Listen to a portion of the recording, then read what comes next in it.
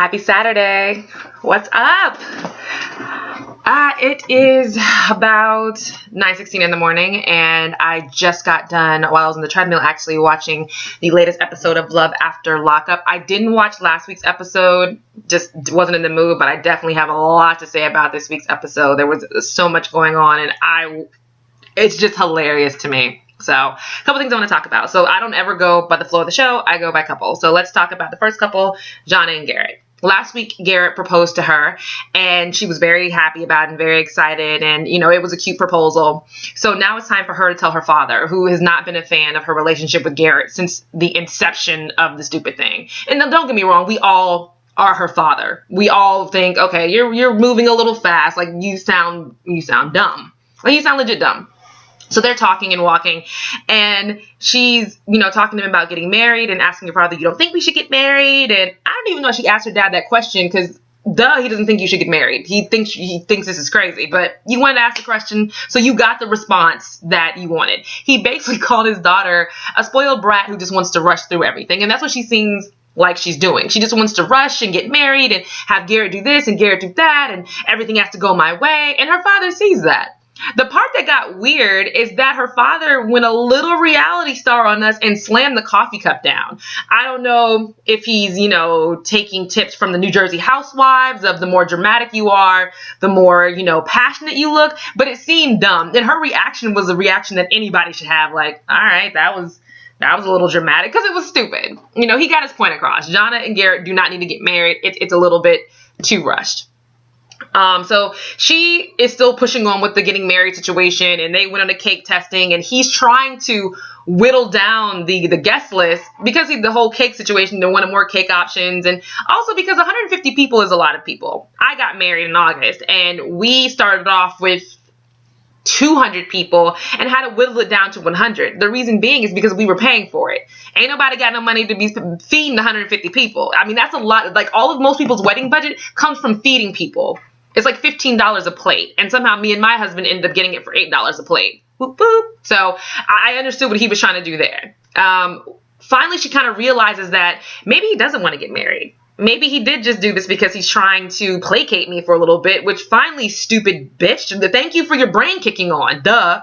So she drives to his job, which it looks like he works on Clearwater Beach, which is, a really pretty place to work, and asks him. And I think he lied. Like, he told her, no, I want to be with you. It's your dad getting in the way. I care about you. But you just said that she was rushing you, and you thought that proposing to her would get her to calm down for a little bit. So you can't have it both ways, player. Like, you can't say one thing and then say another, because when she sees this on TV and when y'all get to the reunion, you're going to have to answer for it. Like, come on. It's like, I know he's been in prison, but people should know how reality TVs work. These cameras aren't, like, invisible. They're recording you for a show. And they're going to show these other parts later. Like, let's be smart about it. So he kind of gets her to calm down and relax and say, and basically what she wants to hear, that I want to marry you. Your dad's getting in the way. It's no big deal. We're going to get married. Let's have a small wedding. And she kept saying statements like, well, every girl's dream is to have a big wedding. And I want to have a big wedding. I don't want to elope. And he's thinking, well, we don't really have the money right now. Everybody's not 100% supportive. So what's the point of having a big wedding if don't nobody want to come anyway? And your dad doesn't even want to be involved, which is true. What's the point? Why would you have a wedding, a big, huge wedding with all these decorations, the big fancy dress, tuxes and all this, if ain't nobody in your crowd to watch you? You look crazy. Like, so I feel him on that. So they're good for right now. Let's go to the next couple. I'm going to save Andrea and Lamar for last because there's so much to talk about with them. Let's go to Mary and Dominic. Let's be serious. This is probably the saddest story of everybody. Not because he doesn't love her or that he doesn't want to be with her, any of that. I feel like this man Dominic had a really traumatic experience in prison that changed him for life. And I feel bad that no one is recognizing this. She's not recognizing this. This man looks traumatized. He looks like he is suffering with severe post-traumatic stress disorder. And now she's trying to take this person who's stuck in this really messed up moment and push him forward into something that he's just not mentally ready for. Emotionally, yes, he loves her. But mentally, that boy does not seem all there. And I bet you if you showed a video of him before he went to prison and after, it is night and day. And I wish Mary would be a little more understanding that this isn't the man you first started dating. I mean, he just, the the tone in his voice, the way his mannerisms are, just the droopy look on his face, it looks like something really bad happened. And I don't want to speculate. I'm hoping at the worst that he got jumped in jail. I'm hoping it's not anything like he was sexually assaulted and it's just weighing on him like that, because that I feel like is a lot. I mean, even getting jumped is a lot, but that's where I feel they're at. And he's trying, but he's just not ready where she wants to be, and she's just pushing and pushing and pushing. And I hate with a lot of these couples, they're telling their friends their version of the story. They're not saying things like, well, they just got out of prison and he seems really down and really, really sad. They're telling things like, I don't think he wants to be with me. I don't think he likes me anymore. I think he only wanted to be with me while he was in prison so he can help me so I can give him money and da-da-da-da. Which in this case, I really don't think that's what it was. I feel bad for him, and I'm hoping, once the time the reunion airs for this, that he has gotten over it and that he's feeling better, and that at least he's opened up to Mary so she understands what he went through in prison and that they can work on it together. Also gonna save Ala and James. There was no mention of Angela and Tony this episode, which is good. But I will say from last week's episode, Angela, you're an idiot. Since when, number one, in prison, do they let you wear a fitted New York Yankees baseball cap in prison? What prison do you know does that? Not one, not Nan. In the history of prisons, do they let you wear a fitted hat, let alone call somebody on Skype? Come on now.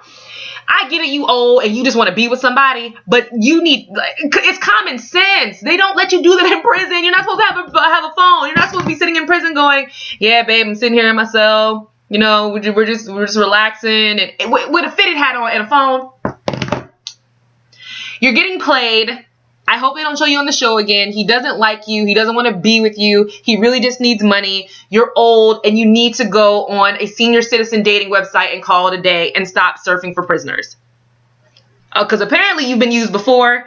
This should be your light bulb. All right, next is Scott and Susie. This is also just like Angela and Tony. It's also stupid on another level. Scott, you sent this girl money and a cell phone knowing she's in prison. We saw her at the beginning of this season on a phone, or one of her, I guess her roommate, holding the phone, having her talk about how he was a trick and this and that, and how he sends you money and all this other kind of crazy crap. And it made me think, where did this bitch get this phone from? And why aren't guards confiscating this? Scott, I hope you know when the correctional facility people happen to watch this show, because trust me, a lot of these official people are now watching these shows for this type of reason. Shout out to Real Housewives of Atlanta, Phaedra Parks and Candy with that whole Fed situation, because that happened to them. When they see this, they're going to wonder, okay, so he's the reason why the cell phones kept getting in there. We need to go have a conversation with him, if they haven't already done that. So she's definitely using you. You sent her a phone. You sent her money. She then used that to get meth and heroin. I mean, these are some hardcore drugs. Jesus. And you're still saying you love her and want to support her. And you have the nerve to want to spend $14,000 for a lawyer. But you couldn't get $14,000 to fix your teeth or at least get a manicure for them dirty ass nails. But you're just going to spend $14,000 to get her a lawyer to get her out. Let that girl serve them 12 years for her drug conviction and issues and problems. That's not a smart move. And your friend is trying to tell you. Here's a better question. Why isn't he trying to date the really pretty black friend he has? That girl's pretty. Seems like she has a great head on her shoulders. What's wrong with her? Why not date her? Why are you giving money to an inmate? I don't know. But this relationship needs to end this episode. This needs to be the last time we see anything about Scott and Lizzie. All right. Next is Ala and James. Oh, James. You bug-eyed psychopath. For you to be an IT manager, and I know how much work goes into that because I deal with a lot of IT managers in my job, you're an idiot. Like, I wouldn't let you even teach me how to plug my computer in based on your behavior on the show. You go to your friend's house. Okay, so last episode, she had a scare and she was sick and throwing up. I immediately knew what that girl was going through. That's withdrawal. That means you got high and now you're going through withdrawal because you need your next fix. That's what that was. Like, that wasn't morning sickness. Like, women who go through morning sickness, there's a difference. It's not I have to stop the car, immediately. it's not my insides are tearing me apart. I feel so sick. It's literally for morning sickness from what I've heard. It's just a wave of sickness that you kind of know. It's a wave of sickness. And you're just like, oh, I'm just uncomfortable. You want me to get some water. She was vomiting in a trash can in front of a gas station. And she used the I might be pregnant excuse. Of course she's not pregnant. She's going through withdrawal. So James goes to his friend's house, who of course has no tolerance for this silly shit with Ala. He told her, he told him kind of, in a way, like, yeah, she just got out of prison from being on heroin. Like, what do you think? And James goes, what are you insinuating? And of course his friend says, I'm not insinuating anything. I'm telling you she's going through withdrawal. And he tells the camera the same thing. So he goes home. And this is how the episode kind of ends. He goes home to find her going in, having either withdrawal or an overdose, but it's definitely drug related and they have to call 911.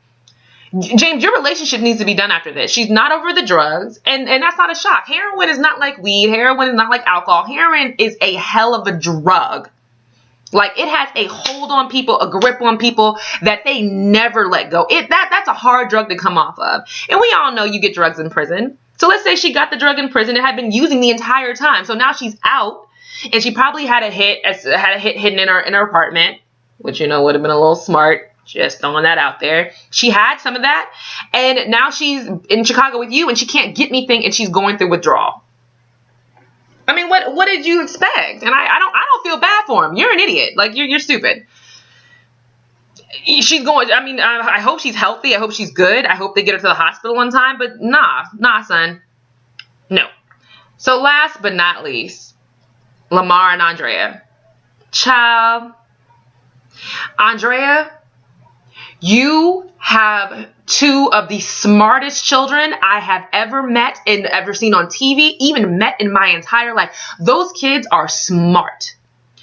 Those kids told you exactly what they felt. They weren't disrespectful. They weren't inappropriate. They told you exactly what was on their minds in a very eloquent and respectful manner. And I hope that one day my kids, if I'm making a mistake, can talk to me that way. So you are very blessed in that manner. Lamar is, so in this portion of the episode, Lamar can't get out of LA County because he's, on parole. And you usually can't just move state to state when you're on parole. So he's stuck in LA County, and he tells her that.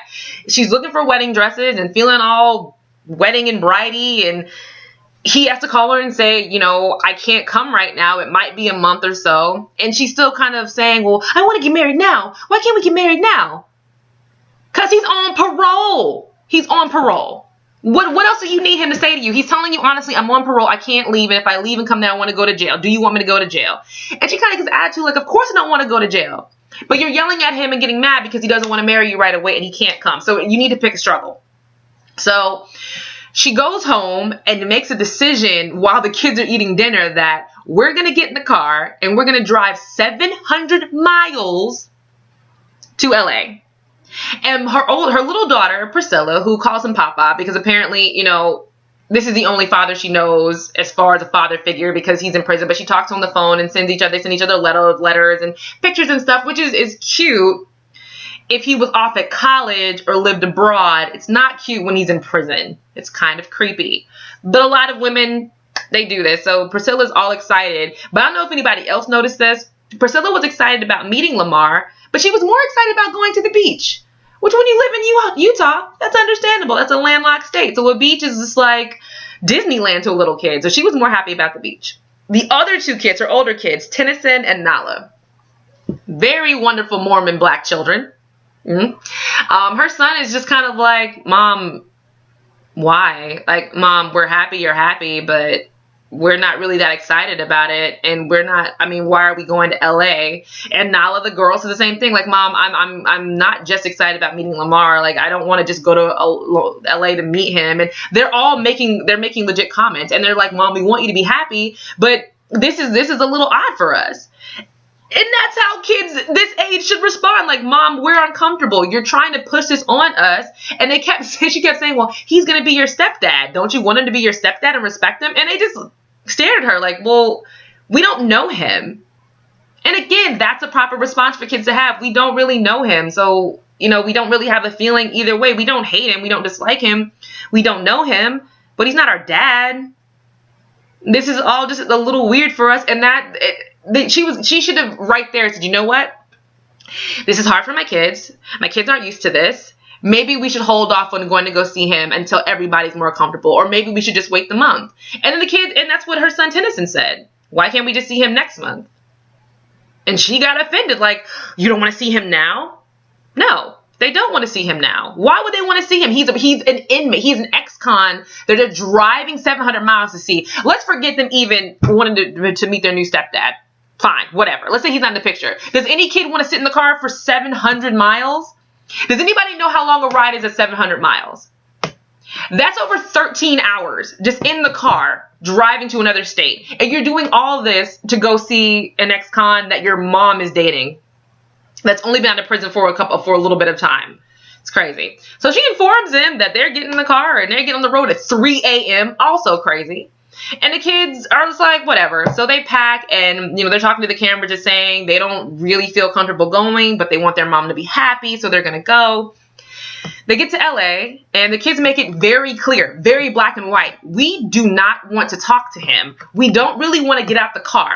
If that was me with my babies, I would have said, okay, this really isn't a good idea. Maybe we should get a hotel room. Maybe I need to give the kids a little bit more time and then we'll figure this out later. But she's gung-ho. She gets lost, which I don't think she was lost. I think she was trying to fill out the kids and tells her daughter, and son, what do you guys call him so we can see where we are? They're both like, no.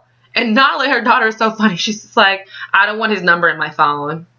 I don't want his number. I don't want to hear his voice. I don't want his number in my phone. Like, that's just not happening, Mom. And, it's kind of funny because she's both kids are very hardcore. So Tennyson dials and he doesn't talk to him. He just kind of, hands his phone to his mom. Like, you talk to him, I'll dial. Like, I'm not going to be a part of this. And when they get there, it was awkward. It was just awkward. Priscilla, the little girl, was very excited about meeting her papa. Very Mormon. That's very Mormon. That's very, I've got, one dad and 15 moms. So calling somebody papa, whatever. And, that it was kind of cute. But the other two kids who are both dressed in black, like, Children of the Corn, the African-American version, they're basically wearing clothes like mourning, like, they're in mourning for their mom. So it's kind of funny. Tennyson gets out the car, is cordial. Nala's like, I'm not getting out the car. I don't want to meet him. And it took a while for her to get in the car. And this is when the most disgusting thing happened. Her mom had to bribe her to get out the car. It started with 20. It went to 40. And Nala looked at her mom and said, you're bribing me to get out the car. Do you hear how crazy you sound? You're bribing me to get out the car. I don't want to get out the car. Apparently, Tennyson had to go outside and get her. And she's like, no, I don't want to go. I don't want to do this, do that. The mom goes back outside, and the only way they got the girl out the car is promising to buy her a bathing suit. Already sad. So they go inside, and both of the kids sitting next to each other, again, very Children of the Corn, because they're the same height, and they're both sitting next to each other wearing kind of the same black shirt, and they're asking him questions. And as he lays down on the bed, he wasn't even sitting up properly, and they're asking him questions like, what were you in prison for? Did you sell drugs? Were you a gang member? And the mom is getting offended. If you want your kids to be comfortable around him, they should be able to ask him whatever they want to. Whatever makes them feel comfortable, whatever gives them a better understanding, they should be able to ask him those questions. And, she was uncomfortable. And then they went outside and started making out and being happy together. But it was just awkward. And I feel like she's setting herself up for failure. And she's setting up for her kids just to go, we're going to go somewhere else. We don't want to have anything to do with him. So episode 6 of Love After Lockup was definitely interesting. I know in this day and age, we're all voyeurs for reality TV. It's everybody's dirty passion to watch a reality show. It's mine. But this show seems really, really sad. I'm going to keep watching, but it seems really, really sad. And I just feel bad for the kids and the friends around who are trying to tell their friends this is a really crappy idea. And most of all, number one, like I said earlier, I feel bad for the inmates, especially Dominic. Breaks my heart. So you can follow me on Instagram at I am Kia Giovann. You can find me on Twitter at Kia Shakur, KIASHAKUR, all capital letters. So I will talk to you guys the next time something fun happens and I want to share. Oh, and it's my mom's birthday today. Happy birthday, Mommy. Later.